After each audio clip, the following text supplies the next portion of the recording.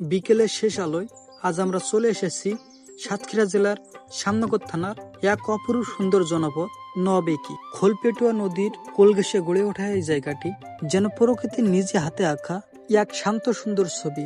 খোলপেটুয়া নদীর 9টি বাঁক থেকে এর নামকরণ করা হয়েছে নবেকি। এই নবেকির কোল ঘেঁষে তৈরি হয়েছে একটা ফেরিঘাট। এই ফেরিঘাট শুধু একটা পারাপারের স্থান নয়, এটি উপকূল অঞ্চলে মানুষের জীবনের একটি গুরুত্বপূর্ণ অংশ।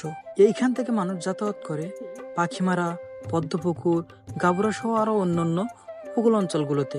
প্রতিদিন অসংখ্য মানুষ মোটরসাইকেল, বাজারের মালামাল আরো নিত্যদিনের প্রয়োজনীয় জিনিস এই ঘাট দিয়ে পারাপার করে। বিকেলের সময়টা এই জায়গার সৌন্দর্য যেন আরো কয়েক গুণ বেড়ে যায়। নদীর ওপর সোনালী আলো পড়ে পুরো পরিবেশকে করে তোলে অসাধারণ মায়াবী। দূর থেকে ভেসে চলে নৌকা, আর নদীর বাতাসে এক অন্যতম শান্তির অনুভব। এই খোলপেটুয়া নদীর সবচেয়ে সুন্দর দিক হলো এর রূপ বদলের খেলা। যখন নদীর ভাটা নামে তখন মনে হয় যেন নদীর বুক ছিঁড়ে বিশাল চর জেগে উঠছে।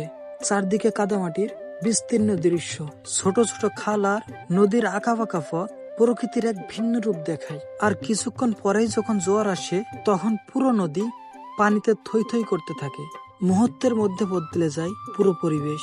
নদীর সেই উত্তাল পানি আর ঢেউয়ের শব্দ যেন উপকূলের গল্প শোনায়। নদীর পাড়ে দাঁড়ালেই দেখা যায় সহজ সরল মানুষের ব্যস্ত জীবন।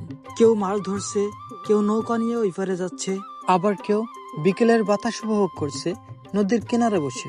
এইসব ছোট ছোট দৃশ্য মিলেই নবেকিকে করতেছে আরো জীবন্ত, আরো আপন। উপকূলের এই অঞ্চল শুধু প্রাকৃতিক সৌন্দর্যের জন্য নয়, এইখানকার মানুষের সংগ্রাম আর নদীর সাথে মিশে থাকা জীবনযাত্রার জন্য অনেক বিশেষ।